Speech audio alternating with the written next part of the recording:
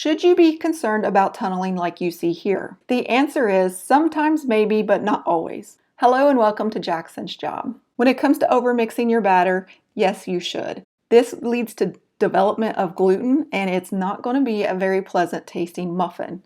It's going to be dense, it's not going to rise as well, it's going to be a little bit on the tough side, and you are going to see that they just don't look as well as they should. Now, there are other times that you will see tunneling that it is okay, and that has to do with the type of chemical agents that you use to leaven your baked goods, or maybe it is the type of reaction that happens in the oven, and it could also be you didn't have everything at the same temperature when it mixed together. This is not necessarily a bad thing. You will see this a lot of times when there is a recipe that's used with baking soda quite often, especially when combined with buttermilk. And this is because the chemical reaction happens very quickly and it starts bubbling up, and when you get it in the oven, if you don't tap the tray, you're really going to see some of those tunnels happen. This is not going to affect the texture, taste, or quality of the bread and actually lends to the charm of Appalachian cooking. However, when you overmix it like I did here, you're just not going to be very happy. So tunneling is an issue, but only when it comes to overmixing